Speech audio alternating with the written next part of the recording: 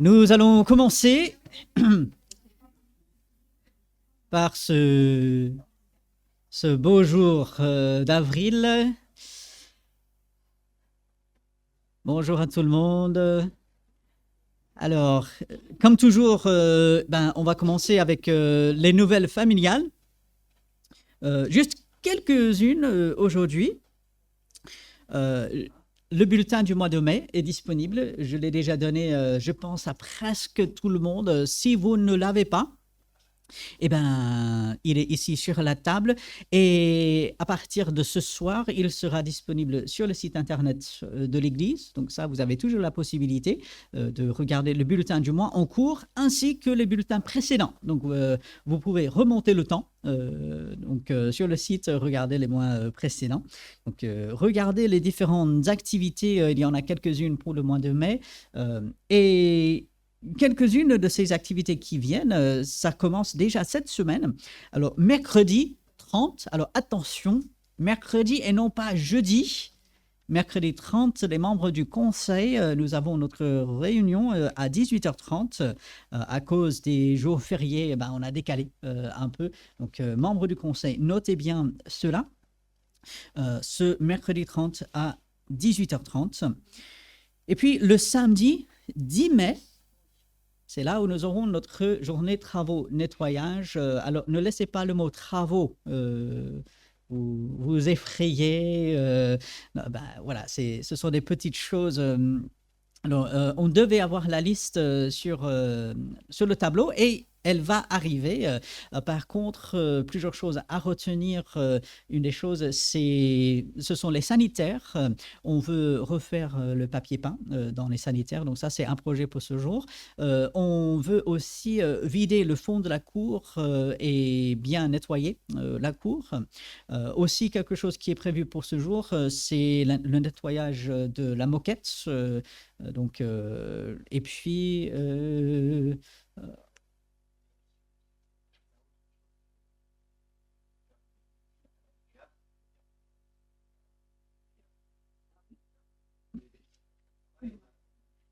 ok, est-ce qu'on avait parlé de ça? Est-ce qu'on avait parlé de ça pour ce jour-là?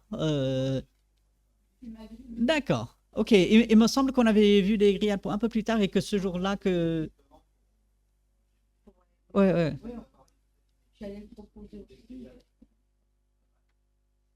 Ok. Oui, parce qu'on avait vu quelque chose d'un peu plus simple pour ce jour. Moi, je ne suis pas contre les grillades, hein. On propose des grillades, moi je suis là, hein. Donc, ok, peut-être dans le groupe WhatsApp pour ceux qui y sont. Voilà. Parlant de repas, ça m'emmène à reparler du bulletin d'avril, du bulletin de mai, pardon, parce que vous allez constater qu'il n'y a pas de repas fraternel prévu. Parce qu'on vient d'avoir un repas dimanche dernier.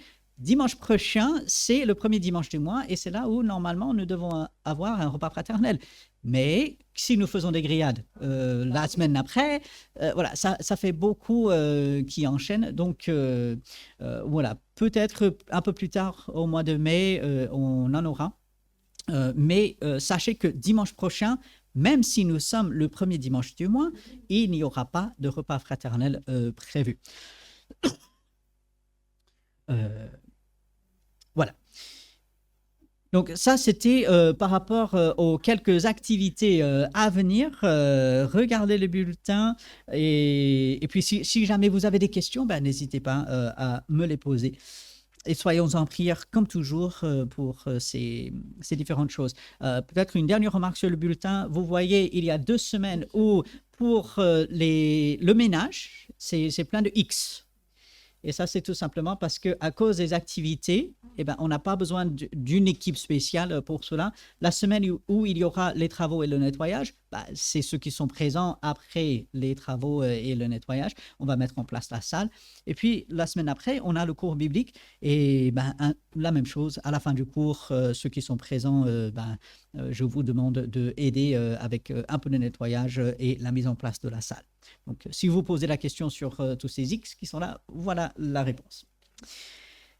Il y a quelques anniversaires à noter cette semaine. Et pour une fois, on a rigolé avec Jacqueline quand on a vu ça. ben, ce n'est pas la personne qui préside dont un membre de la famille a son anniversaire. Parce que Nour, elle a son anniversaire le mardi 29. Donc voilà, pour une fois, mon frère.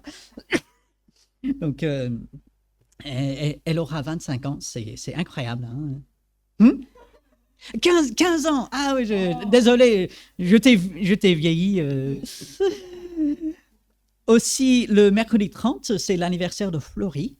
Alors, prenez contact avec elle si vous avez la possibilité, le mercredi 30. Et le jeudi 1er, c'est l'anniversaire d'Alexis Lavrignac. C'est le fils de Daniel et de Nathalie.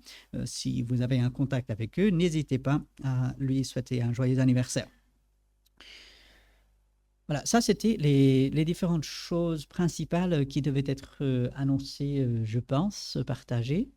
N'hésitez pas, le panneau sur le côté, bon, quelques-unes des lettres datent déjà de plusieurs mois, mais n'hésitez pas, regardez les différentes lettres. Si jamais vous voulez un exemplaire de ces lettres pour pouvoir lire chez vous, si ça prend trop longtemps de rester debout devant le panneau, ben, dites-le moi et on peut faire une copie pour que vous puissiez lire tranquillement chez vous. Donc, prenez connaissance des lettres de nouvelles, soyons en prière pour les différents ministères. Oui. Oui. Alors, oui, l'annuaire, il est presque prêt. Les couvertures sont prêtes. Et j'avais commencé une impression, mais je rencontrais plusieurs problèmes au niveau du formatage où les choses, voilà. Donc, voilà. Ça ne saurait tarder, je sais, ça, voilà, ça a été un peu repoussé, mais c'était au moment de l'impression, voilà, c'est pas évident d'avoir tout à sa place. Donc voilà, on en est là. Donc ça ne saurait tarder, ça va venir très prochainement. Mais merci de poser la question. Alors parlons de la prière. Nous prions pour les chrétiens persécutés. Chaque semaine, nous le faisons depuis 2 mois, 2 années maintenant au moins. Alors, cette semaine, nous prions pour le Mali. Alors, ce pays en Afrique où les chrétiens souffrent beaucoup. Vous voyez les différents pays autour et en fait, bon, on voit ces frontières, mais on passe facilement d'un pays à l'autre. Les gens ils fuient la guerre, ils fuient l'instabilité, ils fuient la persécution. Et nos frères et sœurs souffrent au Mali. Dans les infos, on parle du Mali parce que toute la stabilité, l'aide que la France essaie d'apporter, bon, des questions politiques et tout. Ce qui nous intéresse, c'est la situation de nos frères et sœurs là-bas. Venez mardi soir pour entendre un peu plus parler de leur situation, entendre des témoignages aussi. Donc voilà, prions pour nos frères et sœurs persécutés au Mali cette semaine. Venez mardi soir. Voilà. Nous allons écouter un chant qui n'est pas dans notre recueil, donc on n'a pas trop l'habitude de le chanter. Je pense que beaucoup le connaîtront, mais il est dans le recueil À toi la gloire, ô toi dont les bienfaits. Écoutons ce chant. Numéro 57 dans À toi la gloire et réfléchissons bien sur ces paroles qui parlent de la provision, de la fidélité de Dieu.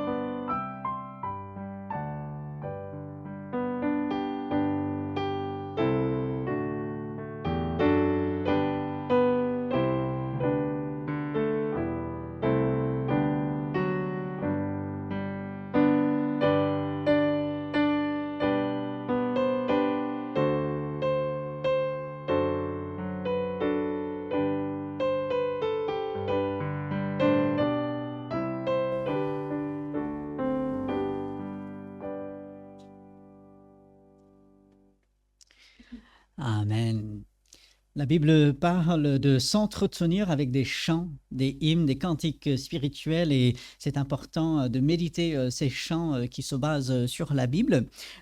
Mais c'est quand même la Bible qui voilà, est notre source d'inspiration, qui est la vérité.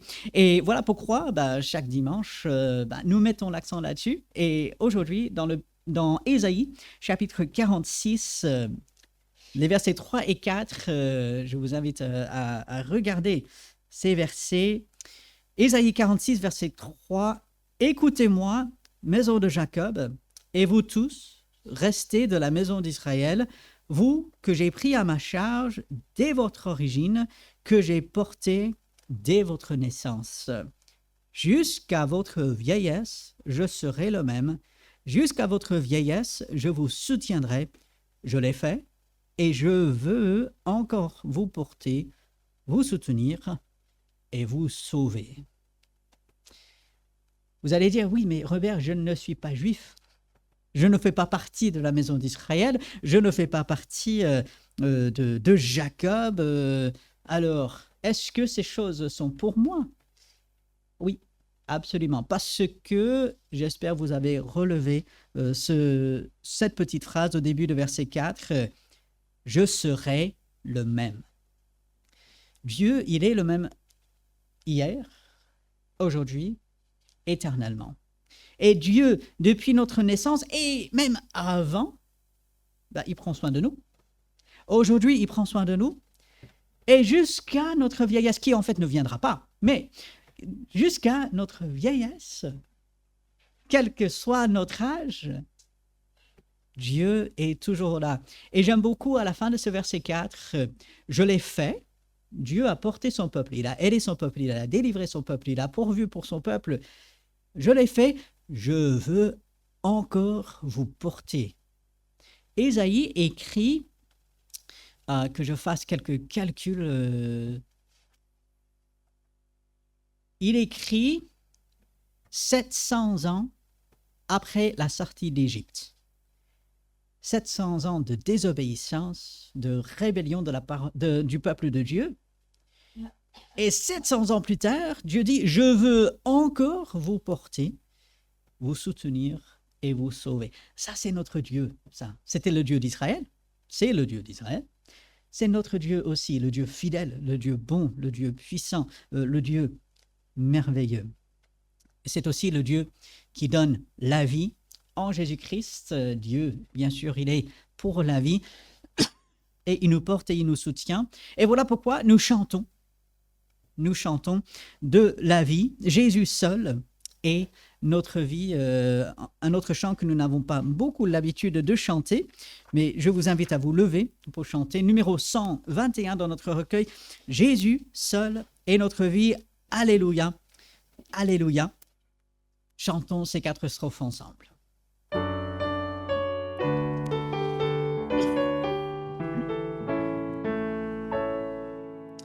Est-ce que tu...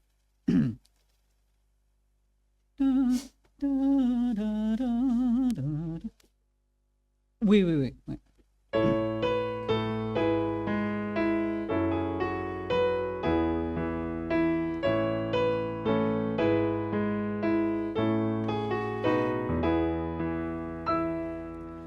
Jésus seul est notre vie, par l'amour qu'il a subi, admirable triomphant, pour toujours il est vivant, il a brisé toute chaîne, sa victoire est bien certaine. Alléluia, alléluia.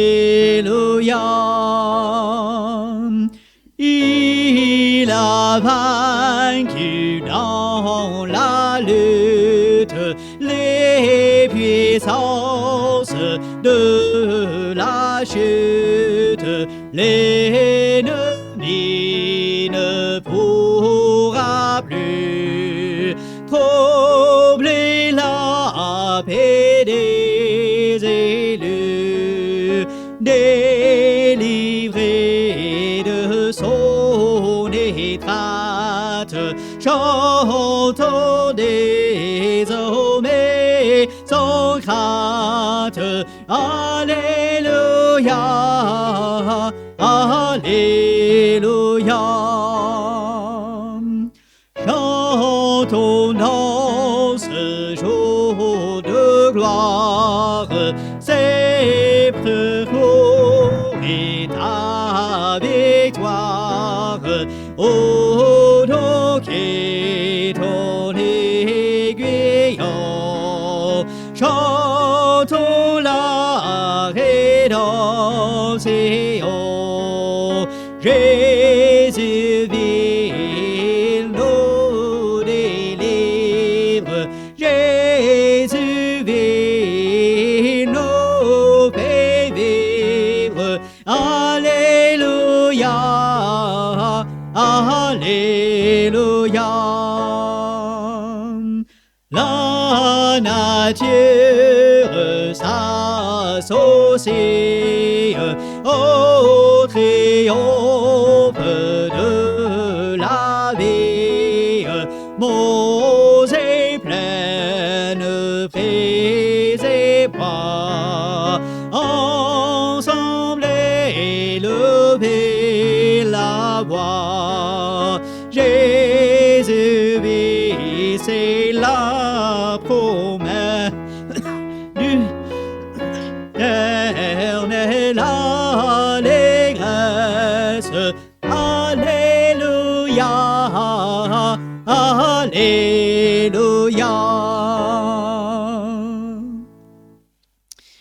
Amen et Alléluia. Vous pouvez prendre place.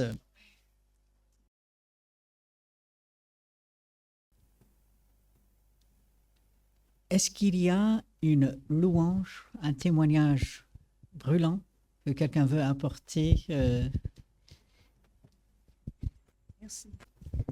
C'est avec une certaine émotion que je vous dis que cette semaine, à 75 ans, le Seigneur m'a rencontré et je suis profondément émue. J'ai été baptisée 2 fois. J'avais 8 jours, j'avais 20 ans. J'ai été baptisée, mais je ne connaissais pas le Seigneur. Il était là, je ne le voyais pas. Et à 75 ans, il m'explique, il a attendu patiemment que je sois en état de vraiment comprendre qui il est, de vraiment découvrir ce qu'il a fait pour moi de toute éternité que je ne voyais pas. Et je suis très émue, mais je vous dis que cette fois, j'ai fait librement le choix de lier ma vie à la sienne. Je suis très émue en vous disant ça, c'est tard, mais cette semaine, il était là et merci Seigneur, je ne peux dire que merci. Amen. Il n'est jamais trop tard. Ouais, c'est ce que j'allais dire, oui. Et puis, mieux vaut tard que jamais. Oui, et Amen. Merci Seigneur. Je ne veux pas prendre énormément de temps, mais s'il y a encore une louange, un témoignage.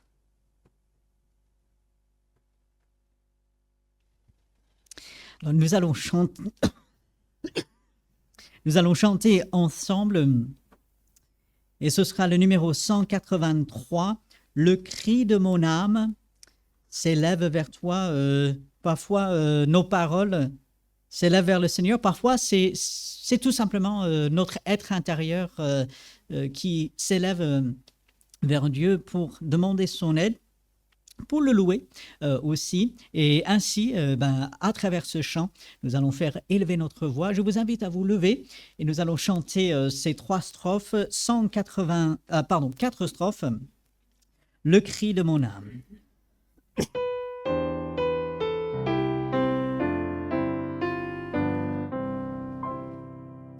Le cri de mon âme s'élève vers toi, Elle te réclame, Jésus, pour ton roi. Ton jour est facile, ton pardon léger. Sur mon cœur docile règne au bon berger.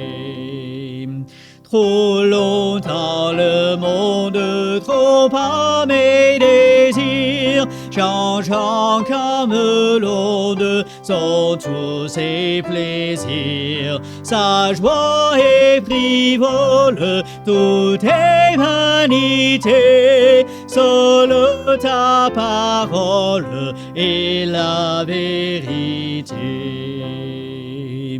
Parole éternelle, ô Christ Rédempteur, prends-moi sous ton aile, habite en mon cœur. Dans la nuit profonde, tiens-moi par la main, lumière du monde, lui sur mon chemin. Source de l'eau vive, parvenue des cieux, que par toi je vive, paisible et joyeux. Quand luira l'aurore du jour éternel, que je vive encore pour toi dans le ciel. Amen. Vous pouvez prendre place. Et nous faisons monter vers Dieu des louanges, des actions de grâce, aussi par notre prière, de pouvoir dire à Dieu tout ce qu'il est, notre reconnaissance. Ainsi, que tous ceux qui le souhaitent, à tour de rôle, élèvent leur voix et prient le Seigneur ce matin.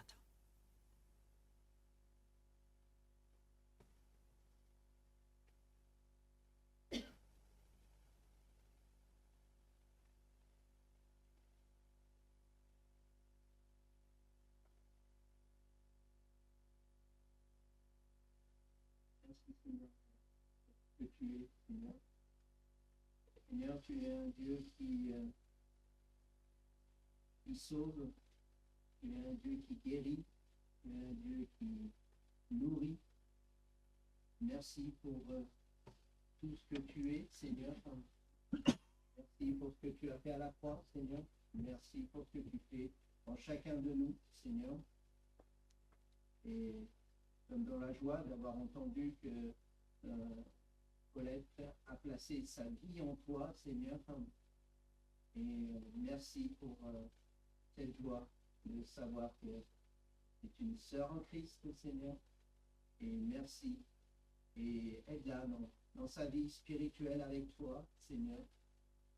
Et Seigneur, merci de nous rappeler que le silence, c'est aussi pour qu'on se rapproche de toi aussi, Seigneur. Ce n'est pas simplement se dire que ça ne sert à rien, le silence. Non. S'il y a un silence de ta part, c'est aussi que tu es en train d'agir, de travailler, Seigneur. Et Seigneur, merci pour ce que tu fais, Seigneur. Tout cela en ton nom. Amen. Amen.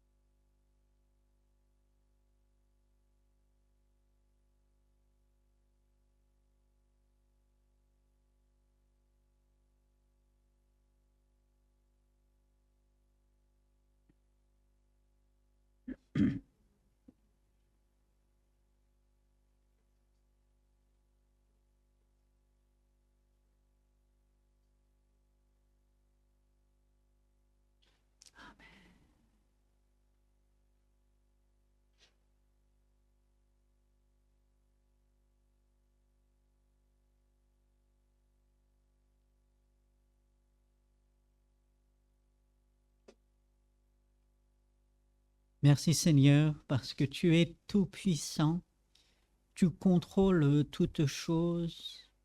Depuis l'éternité passée, ton plan s'accomplit et tu es tout-puissant pour faire diriger ce plan vers la fin que toi tu as préparée.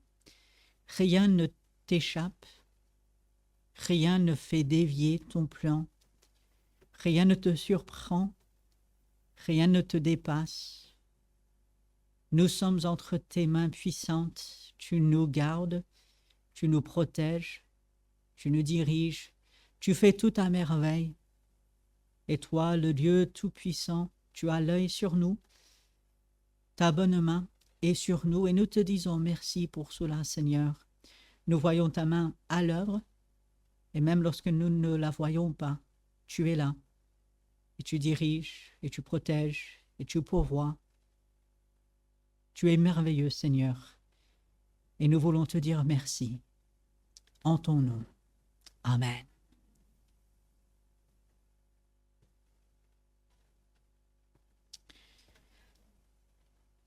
Nous continuons notre louange et notre adoration à travers nos offrandes, ce que certains appellent des offrandes d'amour, offrandes d'action de grâce, cette louange envers Dieu parce qu'il est bon et généreux avec nous et nous voulons être généreux avec son œuvre. Je vais demander à notre frère Luc de venir.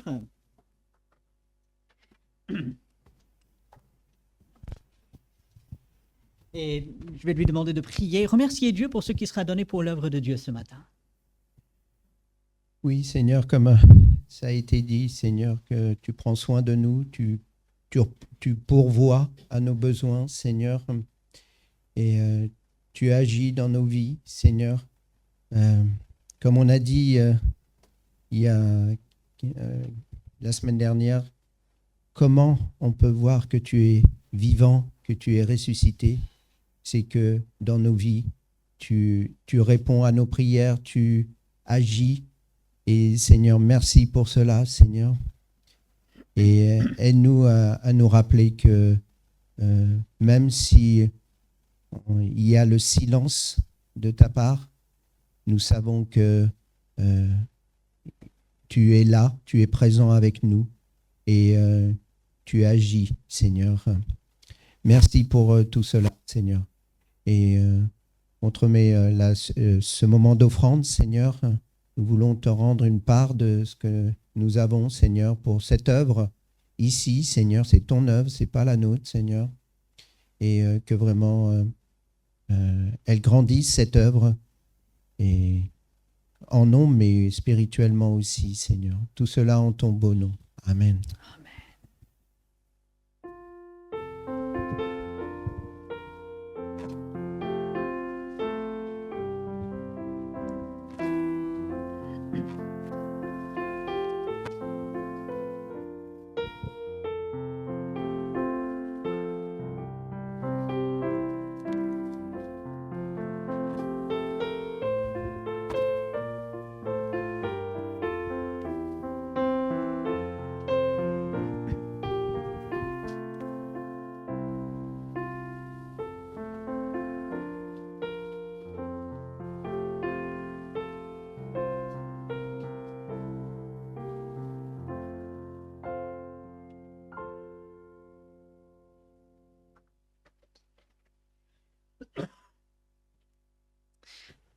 Nous allons chanter un dernier chant avant la prédication.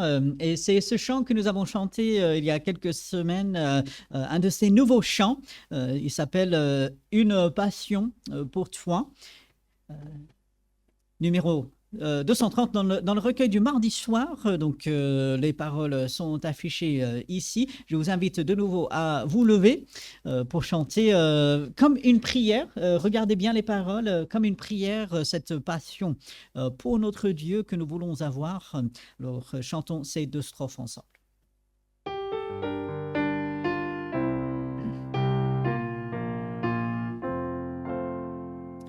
Garde mes yeux tendres, Père, toujours fixés sur toi. Donne-moi soif de ta présence bénie.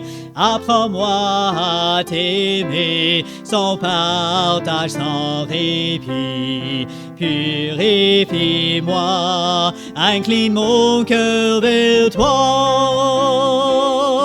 Une passion pour toi, Seigneur, une flamme en mon cœur et une soif pour mon Dieu. Entends ma prière, fortifie-moi, Seigneur, pour t'aimer, mon Dieu, de tout mon âme et de tout mon cœur. Qu'un amour sincère pour toi motive mon service. Façonne mon âme par ton Saint-Esprit. Apprends-moi à te suivre d'un cœur humble et soumis. Deviens ma joie, l'objet de mes délices. Une passion pour toi, Seigneur, une flamme en mon cœur et une soif pour mon Dieu. Entends ma prière, fortifie-moi, Seigneur, pour t'aimer, mon Dieu, de tout mon âme et de tout mon cœur. Amen. Vous pouvez prendre place.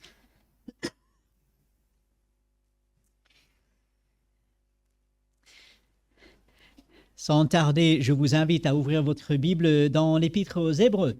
La lettre aux Hébreux, chapitre 10, ce matin.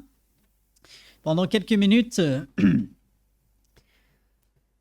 dans cette belle lettre, alors, je rappelle épître, c'est tout simplement un mot qui veut dire lettre. Donc quand vous voyez épître, pensez lettre, tout simplement. On ne sait pas qui l'a écrit. On en a parlé tout au début de cette étude. Plusieurs personnes qui auraient pu écrire cette lettre. Mais l'auteur suprême, c'est le Saint-Esprit, n'est-ce pas? C'est Dieu lui-même. Et parce que ça vient de Dieu, ça veut dire que c'est important. Et c'est important malgré toutes les références à l'Ancien Testament. On en aura de nouveau dans cette première partie de ce chapitre 10. C'est important malgré tous les sacrifices auxquels on fait allusion. Aujourd'hui, on ne fait pas de sacrifices et heureusement. Alors pourquoi en parler? Parce que ça annonçait quelque chose en avance. D'ailleurs, ce chapitre 10 commence avec cette idée.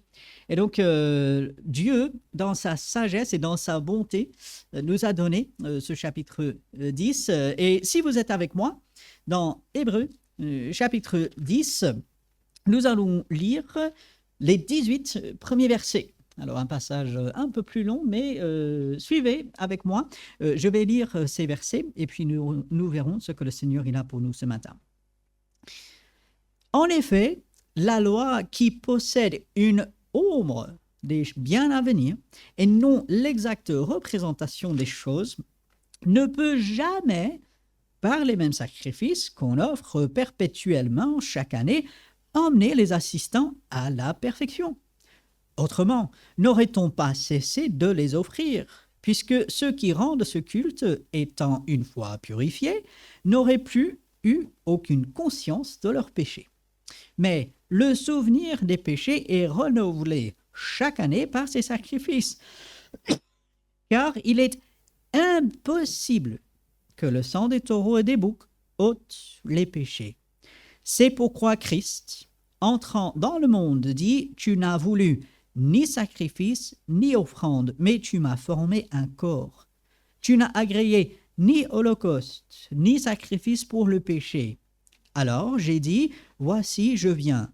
Dans le rouleau du livre, il est question de moi pour faire, ô Dieu, ta volonté. » Après avoir dit d'abord, « Tu n'as voulu et tu n'as agréé ni sacrifice ni offrande, ni holocauste, ni sacrifice pour le péché, ce qu'on offre selon la loi. » Il dit ensuite, « Voici, je viens pour faire ta volonté. » Il supprime ainsi la première chose pour établir la seconde. C'est en vertu de cette volonté que nous sommes sanctifiés par l'offrande du corps de Jésus-Christ une fois pour toutes. Et tandis que tout sacrificateur fait chaque jour le service et offre souvent les mêmes sacrifices qui ne peuvent jamais ôter les péchés, lui, donc Jésus-Christ, après avoir offert un seul sacrifice pour les péchés, s'est assis pour toujours à la droite de Dieu. Il attend désormais que ses ennemis soient devenus son marchepied, car par une seule offrande, il a emmené à la perfection pour toujours ceux qui sont sanctifiés. C'est ce que le Saint-Esprit nous atteste aussi, car après avoir dit « Voici l'alliance que je ferai avec eux, après ces jours-là, dit le Seigneur, je mettrai mes lois dans leur cœur et je les écrirai dans leur esprit. » Il ajoute « Et je ne me souviendrai plus de leurs péchés ni de leurs iniquités. Or, là où il y a pardon des péchés, il n'y a plus d'offrande pour le péché. » Que Dieu bénisse sa parole et qu'il l'utilise dans notre vie. L'auteur de cette lettre va utiliser des mots forts, des mots catégoriques. Alors, moi, je dis souvent, et vous avez sûrement entendu, il ne faut jamais dire jamais, n'est-ce pas? Ça vous est déjà arrivé d'entendre cela, de le dire. Il ne faut jamais dire jamais parce que exact, ça n'existe pas. On ne sait pas ce qui peut arriver. Ah, je n'irai jamais. Ah, mais quand savons-nous? Je ne pourrai jamais. Ah bon? Parce qu'on est Dieu, parce qu'on sait ce qui va arriver à l'avenir. Mais vous l'avez remarqué, ici, l'auteur il va employer ce mot « jamais » à plusieurs reprises. Et il fait bien, parce que nous voyons que jamais certaines choses ne pourront se faire. Et à travers ces 18 versets, l'auteur est en train de rassurer de la plus grande et merveilleuse façon ses enfants de Dieu. Encore une fois, rappelons-nous à qui cet auteur écrit. Il écrit principalement à des Juifs qui connaissaient bien la loi, qui avaient pratiqué la loi tel que ça avait été donné par Dieu sur le mont Sinaï, dans le livre d'Exode, qui, à travers toute leur histoire, avaient cherché à être agréables à Dieu, à travers des sacrifices, à travers, entre guillemets, toutes les bonnes œuvres. Et maintenant, convertis à Christ, ayant accepté le sacrifice de Christ, l'auteur veut bien faire comprendre que devant Dieu, nous sommes purifiés, nous sommes sanctifiés, c'est le mot qu'il emploie. Alors, c'est quelque chose que nous avons déjà en partie vu dans ce livre, donc je ne vais pas revenir sur tout le système des sacrifices. Il y avait certains sacrifices qui étaient présentés à Dieu en les agitant devant Dieu. Il y avait certains sacrifices qui étaient découpés en morceaux.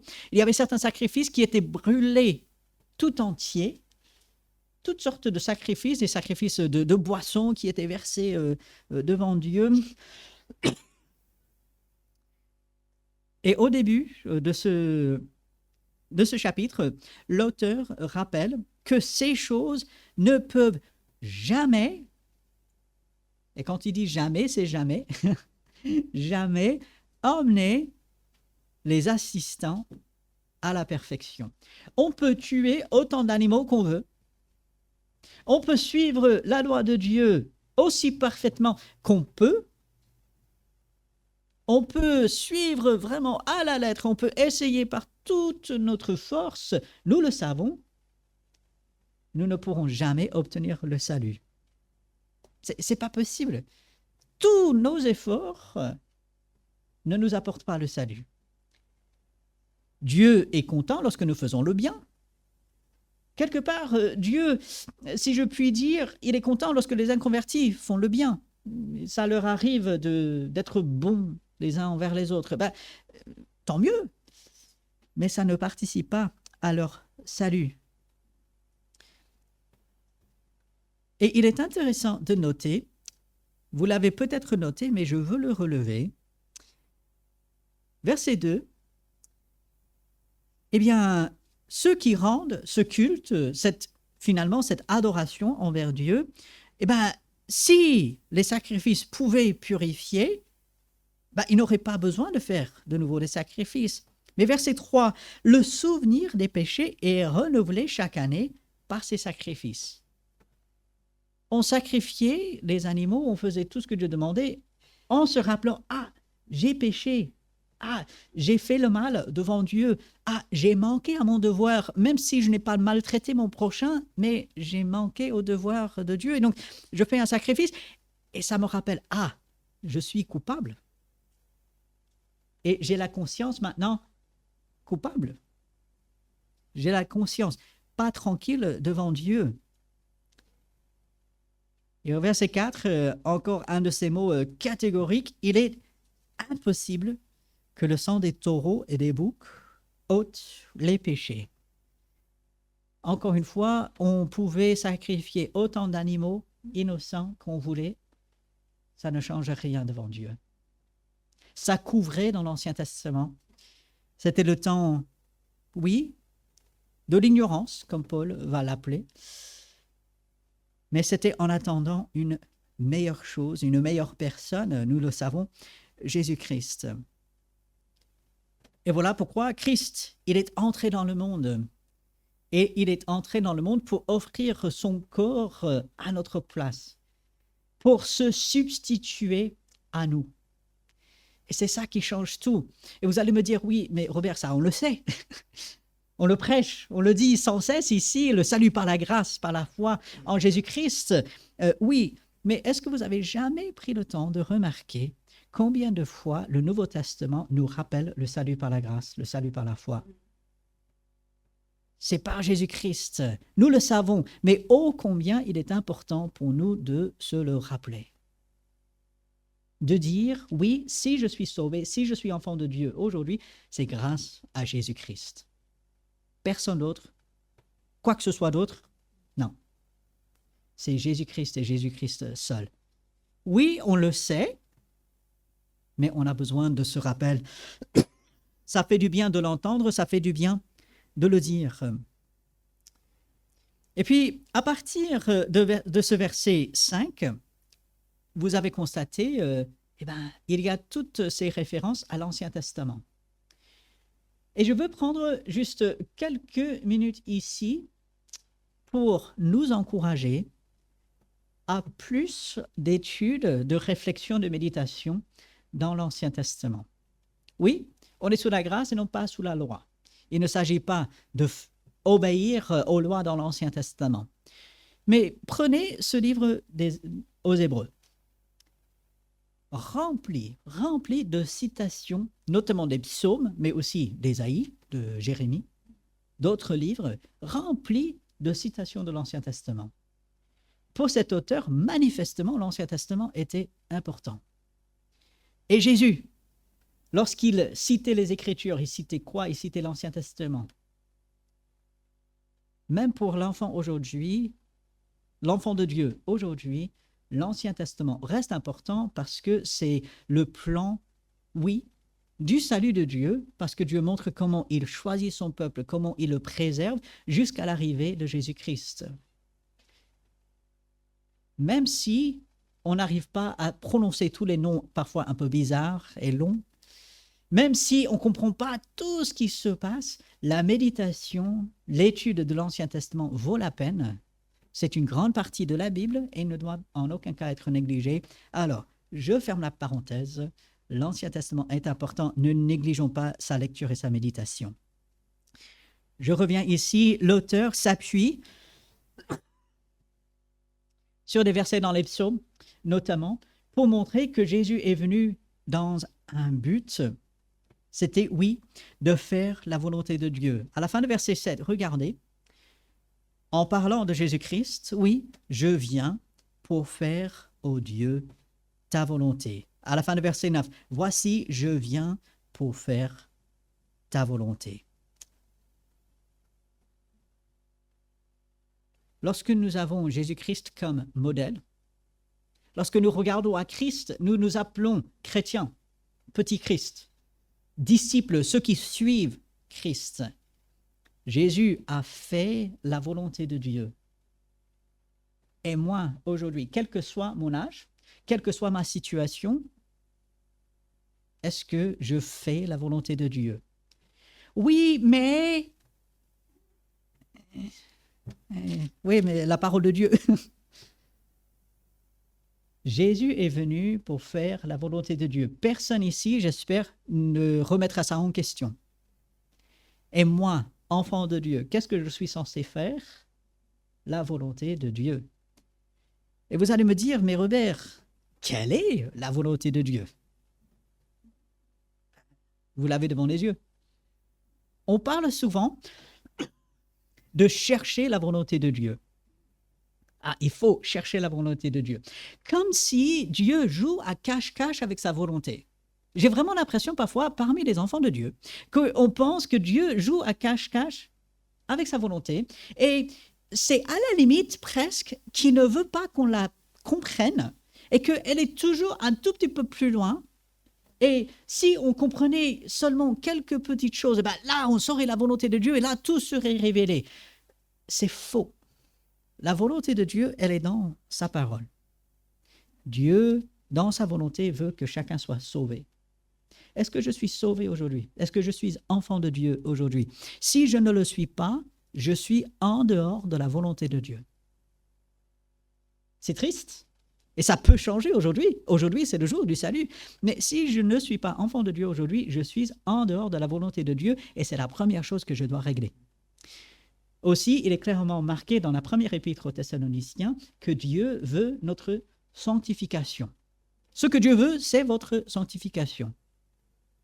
Est-ce que je marche en sanctification? Est-ce que je marche avec le Seigneur aujourd'hui? Dieu veut que nous soyons remplis du Saint-Esprit. Si je suis enfant de Dieu, j'ai le Saint-Esprit, mais est-ce que je le laisse prendre toute la place dans ma vie? Déjà, 3 choses qui sont clairement la volonté de Dieu, qui se trouvent dans la parole de Dieu. Commençons par cela. Et puis, Dieu, alors qu'on est obéissant, alors qu'on est dans sa volonté, il nous dirigera pas à pas. Jésus, lorsqu'il est venu dans le monde, son but, c'était de faire la volonté de Dieu. Mon but dans le monde doit être de faire la volonté de Dieu, en commençant par le salut, et ensuite, avec cette sanctification, ensuite avancer avec le Seigneur. Est-ce que je garde cela comme priorité dans ma vie? Le monde va me dire, c'est ta volonté qui compte. Le monde va dire, ceci, cela. Si je suis enfant de Dieu, mon but doit être de faire la volonté de Dieu. Ensuite, Jésus est venu. C'était dans le plan de Dieu. Il est mort. Nous avons parlé de cela il y a quelques semaines. Il est ressuscité, gloire à Dieu. Ça, nous en avons parlé la semaine dernière. Et regardez, verset 12. Lui, après avoir offert un seul sacrifice pour les péchés, s'est assis pour toujours à la droite de Dieu. Il attend désormais que ses ennemis soient devenus son marchepied. Alors, le marchepied, ce repose-pied, c'est là où on pose les pieds parce que on a fini le travail, parce qu'on est en repos, Et c'est un peu une place, on va dire, méprisante. Ça montre l'autorité de Jésus sur tout, même sur ses ennemis. Et qu'est-ce que cela nous montre? Cela nous montre que Jésus n'a pas terminé son travail. Oui, il a vécu une vie parfaite. Il est mort sur la croix, il est ressuscité, il est monté au ciel. Mais Jésus n'a pas terminé son travail.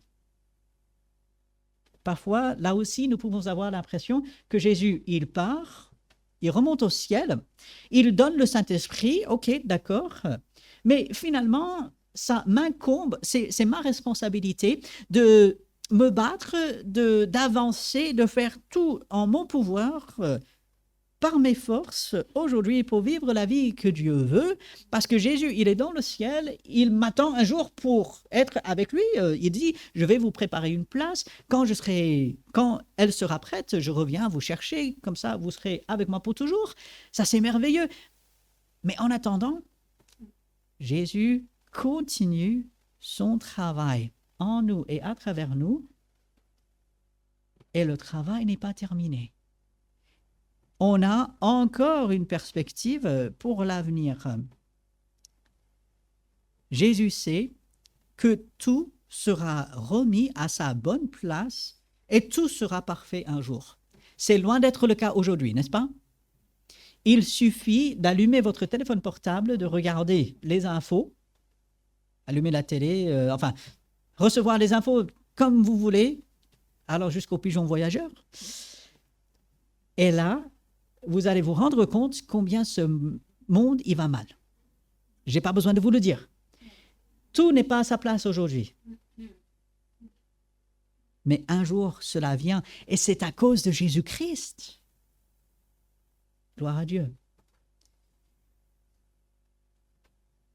Et puis, verset 16, bien sûr, nous avons la vie de Jésus, nous avons le Saint-Esprit, et puis, regardez, voici l'alliance que je ferai avec eux. Alors, encore une citation de l'Ancien Testament, cette fois-ci de Jérémie. Après ces jours-là, dit le Seigneur, je mettrai mes lois dans leur cœur, je les écrirai dans leur esprit. Nous avons la parole de Dieu que nous pouvons mémoriser, méditer, que nous pouvons lire, que nous pouvons vivre. Cette loi dans le cœur, ça va au-delà d'une connaissance. Ah, je sais tel ou tel verset. J'ai appris le verset à mémoriser cette semaine. Qui se souvient quel verset c'était?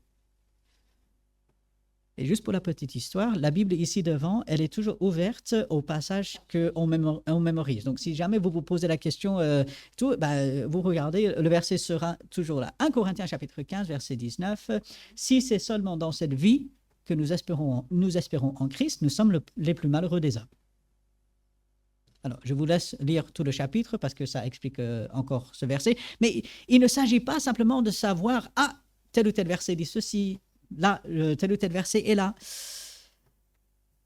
Non, cette loi dans le cœur, dans l'esprit, ça me change.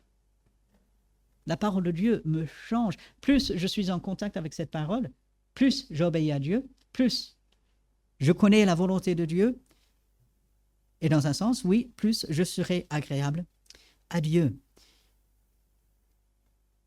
C'est ce que Dieu il a prévu pour nous. Nous sommes dans cette nouvelle alliance. Jésus lui-même, il dit, cette coupe, c'est la coupe de la nouvelle alliance. Ce n'est plus l'alliance des œuvres, fais ceci, ne fais pas cela, mais l'alliance de je reçois la grâce de Dieu. Lorsqu'on se rend compte de tout ce que Jésus il a fait pour nous par son sacrifice et que cela est encore opérant, encore à l'œuvre pour nous aujourd'hui, ça change ma façon de conduire. Mais il reste un problème et c'est un gros problème. Parce que c'est bien beau tout ce que je viens d'expliquer, c'est véridique, c'est la parole de Dieu. Mais vous avez constaté que j'ai sauté plusieurs versets, n'est-ce pas? Que, bon, on a lu tout le passage au début et que là, avec la reprise du passage, j'ai sauté quelques versets. C'est volontaire. Parce que, il est vrai, Jésus Et de notre côté, si je suis enfant de Dieu, j'ai la vie de Jésus en moi, le Saint-Esprit habite en moi, j'ai la possibilité de faire la volonté de Dieu et je devrais le faire. Mais quel est le problème? C'est que je ne le fais pas toujours. Ah! Même en tant qu'enfant de Dieu, soyons honnêtes entre nous aujourd'hui, ça nous arrive de pécher. Aussi tragique que ce soit, parce que nous avons quand même un Sauveur qui est mort pour nous. Comment est-ce que je pourrais pécher contre ce Sauveur qui est mort? C'est impensable et pourtant, soyons honnêtes, ça nous arrive. C'est le gros problème. Alors, que faire? Parce que le péché, comme dit Paul, il habite en moi. Oui, le péché est présent. Qu'est-ce que je dois faire? Et bien sûr, la Bible nous montre, il faut le confesser. Et lorsque nous confessons notre péché, Dieu est fidèle et juste pour nous pardonner et nous purifier de tout péché. Il est important de prendre les deux parties de ce verset. Il est fidèle et juste pour nous pardonner et nous purifier de tout péché. Et c'est là où j'aimerais revenir au verset 10. Jésus vient pour faire la volonté de son Père, et c'est en vertu de cette volonté que nous sommes sanctifiés, rendus purs, mis à part, rendus parfaits par l'offrande du corps de Jésus-Christ une fois pour toutes.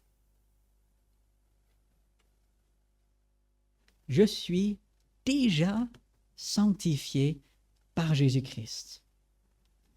C'est en quelque sorte un mystère, mais c'est quelque chose que la Bible nous montre et qui est tellement encourageant, et c'est une vérité que Satan cherche à nous faire ignorer et minimiser. Je suis enfant de Dieu, malgré les péchés que je peux faire, je suis déjà et toujours sanctifié par le sang de Jésus-Christ. Aucun péché que je peux faire ne changera cela.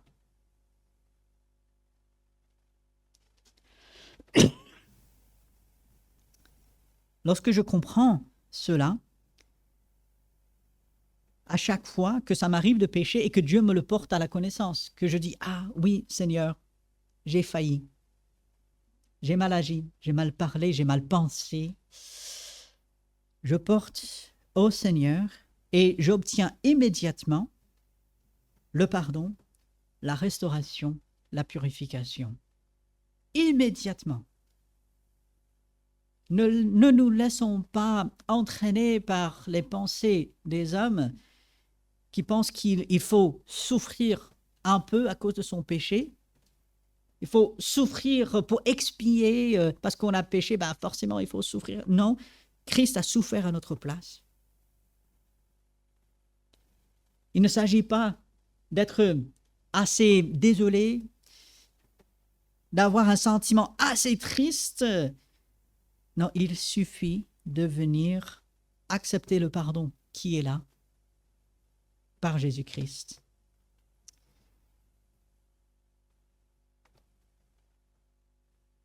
Oui, en raison de l'obéissance de Jésus-Christ, parce qu'il a été totalement obéissant à la volonté de son Père jusqu'à la mort sur la croix, nous sommes sanctifiés, lavés, purifiés aujourd'hui. Et au verset 17, se rappelle « Je ne me souviendrai plus de leurs péchés, ni de leurs iniquités. » C'est expliqué de manière imagée dans les psaumes. Aussi loin que l'Orient est de l'Occident, aussi loin j'ai éloigné vos péchés de moi. Où sont nos péchés? Dieu dit aussi, si je me souviens bien, c'est dans Ésaïe, je les ai jetés dans l'abîme, au fond de la mer.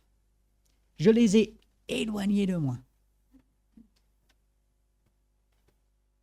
Le fardeau que cela enlève. Mes péchés devant Dieu n'existent plus. Mais c'est impossible. Ce qui est impossible aux hommes est possible à Dieu. Moi, je n'aurais jamais pu faire cela. Je ne peux pas jeter mes péchés assez loin.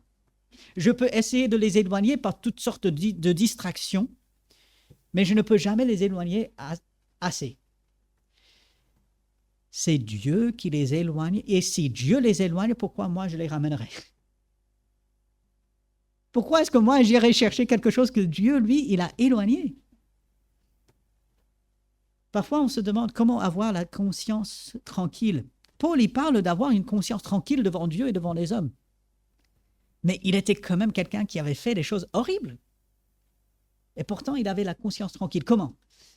Parce qu'il savait qu'il était pardonné, purifié par Dieu, et que ses péchés avaient été enlevés, effacés. J'ai déjà fait référence, je pense, à ce chant. Je ne sais pas s'il a été traduit en français, mais le refrain qui dit « De quel péché parles-tu » C'est Dieu qui parle à quelqu'un.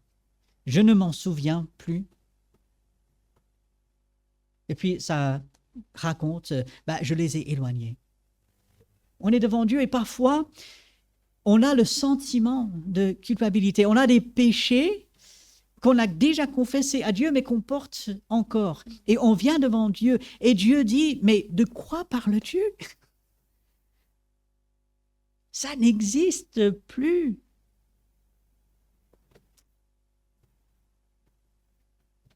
Dieu dit, je ne me souviendrai plus de leurs péchés, ni de leurs iniquités. La liberté dans laquelle nous pouvons vivre, non pas de faire ce que nous voulons, non pas de faire n'importe quoi. De toutes les façons, Dieu pardonnera, il oubliera. Non, on a mal compris. Il faut relire Romains, si on est dans cet état d'esprit. Mais lorsque je confesse mes péchés, ils sont pardonnés. Et au verset 18, là où il y a pardon des péchés, et justement, c'est notre cas. Il y a toujours pardon des péchés. Il n'y a plus d'offrande pour le péché. Jésus a pris sur lui-même, à la croix, le jugement, la punition pour tous mes péchés. Ça veut dire qu'aujourd'hui, si je pêche, bien sûr, je vais subir des conséquences de mes mauvais choix, de mes mauvaises actions, mes mauvaises paroles, mes mauvaises pensées. Je vais subir des conséquences parce que Dieu n'épargne pas toujours des conséquences. Mais je n'ai pas besoin de me punir. Je n'ai pas besoin que d'autres me punissent pour mon péché. Jésus a pris sur lui mon péché. L'offrande, il a été faite. Le sacrifice, il a été fait. Je n'ai pas besoin de le faire. Je n'avais pas besoin de le faire pour devenir enfant de Dieu. Et maintenant que je suis enfant de Dieu, je n'ai pas besoin de le faire.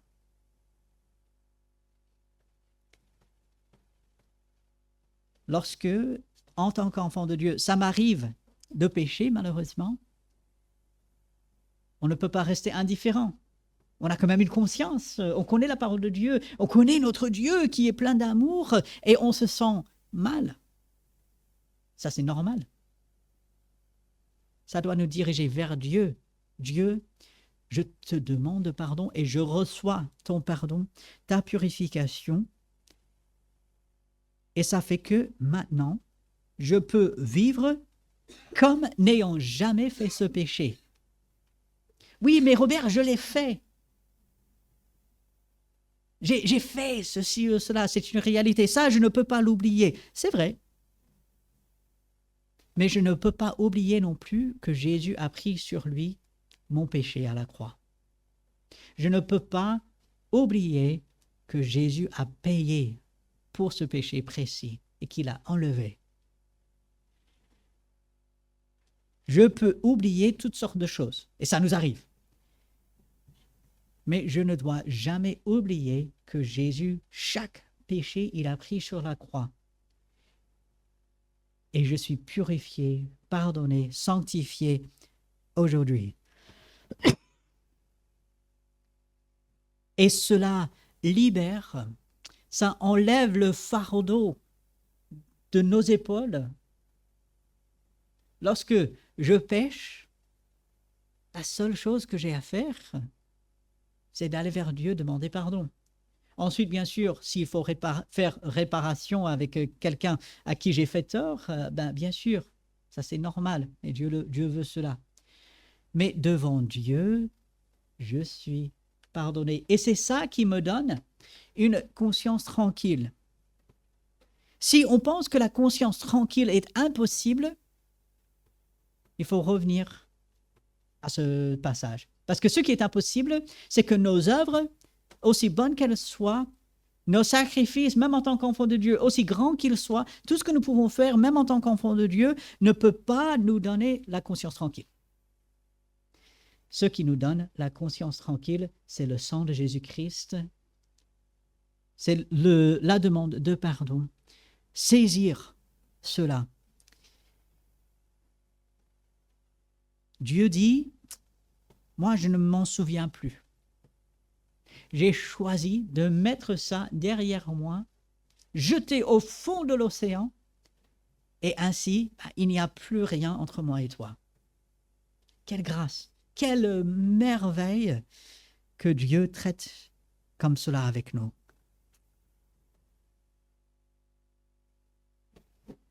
Et je terminerai au verset 14. Par une seule offrande, et ce n'est pas la mienne ni la vôtre, par une seule offrande, il a emmené à la perfection. Donc c'est déjà passé. Si vous êtes enfant de Dieu, ceci s'applique déjà à vous. On est déjà emmené à la perfection. Allez regarder Romains chapitre 8 où Paul explique la même chose. Il a emmené à la perfection pour toujours ceux qui sont sanctifiés. Ça, c'est ma position si je suis enfant de Dieu. C'est la vôtre. Quelle joie, quelle grâce, quelle liberté, quelle conscience tranquille nous pouvons avoir. Et c'est quelque chose que le monde ne peut pas avoir. Le monde se divertit, le monde court à droite et à gauche, mais le monde n'a pas la conscience tranquille parce que la question du péché n'est pas réglée. Je suis enfant de Dieu, la question du péché est réglée. Alors, vivons cette réalité. Vivons comme vainqueurs en Jésus-Christ, vivons cette réalité devant le monde pour leur montrer, oui, c'est possible. Ce qui est impossible aux hommes, ce qui est impossible aux bonnes œuvres, possible en Jésus-Christ. Gloire à Dieu, à lui pour cela. Et ensuite, petit aperçu de la semaine prochaine, la suite de ce chapitre nous montre cette vie avec le Seigneur, ce que cela doit produire. Parce que nous avons la conscience tranquille, parce que nous savons que l'œuvre de Dieu n'est pas terminée, parce que nous savons que nous allons vers un but, ça produit un ensemble de choses qui doivent se vivre dans l'assemblée. Et ça, vous revenez la semaine prochaine pour cela. Mais en attendant, aujourd'hui, par Jésus-Christ, j'ai la conscience tranquille. Vivons cette réalité, allons vers lui et toujours demandons son aide, comme nous faisons chaque semaine, et j'espère que c'est tout au long de la semaine qu'on le fait, mais ce matin particulièrement, nous allons passer quelques instants dans une prière silencieuse pour demander l'aide de Dieu, impossible par nous-mêmes, mais possible avec son aide, et on va la demander quelques instants de silence dans la prière.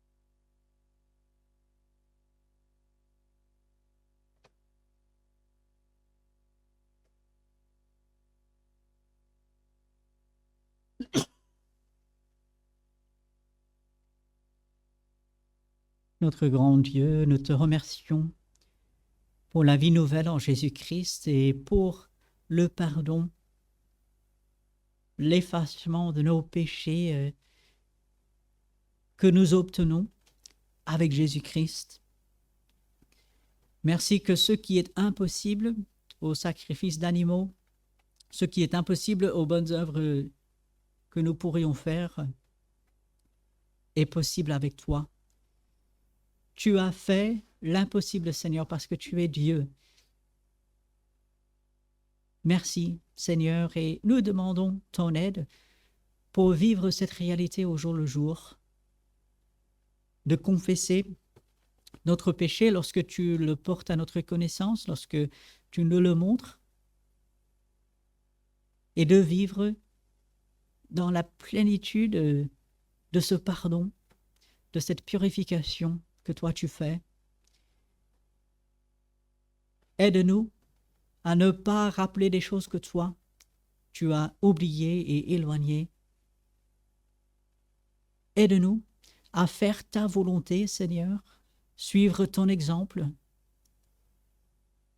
Aide-nous, Seigneur, nous en avons besoin. C'est impossible pour nous. Voilà pourquoi nous appelons à ton aide. Fortifie-nous, Seigneur. Fais ta volonté et que toute la gloire te revienne parce que tu l'auras fait. En ton nom. Amen.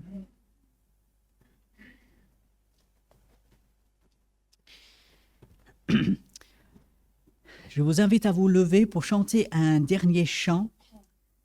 Le numéro 214, Je l'ai trouvé, le bonheur ineffable. Je suis sauvé, ô joie inexprimable. Tous mes péchés sont effacés, le sang de Christ me lave, les jours des larmes sont passés, je ne suis plus esclave. Chantons ces 4 strophes ensemble.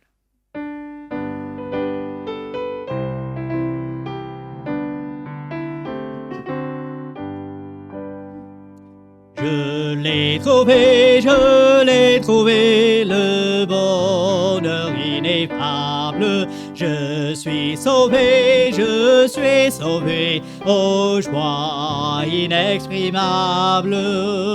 Tous mes péchés sont effacés, le sang de Christ me lave. Les jours des larmes sont passés, je ne suis plus esclave. Oh quel bonheur d'avoir Jésus pour maître. Oh mon seul sauveur, à toi seul je veux être. Tu vas me briser, puissant vainqueur du mal, la tyrannie. Affranchissant mon pauvre cœur et me donnant la vie. Dans ton amour, Dieu m'a cherché et rend bien loin du Père. Tu m'as sauvé de mon péché, tu fis de moi ton frère. Et maintenant et pour jamais, sous ton joug je me plie. Vivre désormais des que de ta vie. Ah, laissez-moi chanter mon roi, oui, qu'à genoux je chante. Jésus n'est-il pas tout pour moi? Gloire à sa croix sanglante. Sans se lasser jour après jour, il m'aime encore. Comment répondre à tant d'amour? Je crois, j'aime et j'adore. Amen. Alors, quelques rappels très rapidement. Si vous n'avez pas encore le bulletin du mois de mai, il est ici sur la table. Il est aussi sur le site internet de l'Église. Allez faire un tour si vous ne l'avez jamais fait ou si ça fait un moment. Voilà, ebbv.fr. pour cela. Membres du conseil, ce mercredi 30 à 18h30, notez bien, nous avons notre réunion du conseil. Notez bien, c'est dans le bulletin, la journée du 10 mai, c'est samedi, donc journée de travaux, nettoyage. On se donne rendez-vous ici à 9h30. Donc j'avais pensé 9h, mais voilà, on m'a dit que c'était peut-être un peu trop pour un samedi. Donc 9h30. Et puis, effectivement, comme on a dit, on verra pour faire des grillades. Donc, si ça peut vous motiver à venir, ben, pourquoi pas. Voilà, donc samedi 30, notez bien cela. Et puis, n'oublions pas nos frères et sœurs persécutés au Mali cette semaine. Prions pour nos frères et sœurs et venez mardi soir, on va parler d'eux. Voilà, la parole de Dieu, on commence avec ça, on termine avec cela parce qu'elle est la plus importante. Le psaume 90, verset 17, « Que la grâce de l'Éternel, notre Dieu, soit sur nous, affermis l'ouvrage de nos mains. » Oui, affermis l'ouvrage de nos mains. Allez, avec la bénédiction de Dieu, très bon dimanche à chacun. Saluez-vous les uns les autres.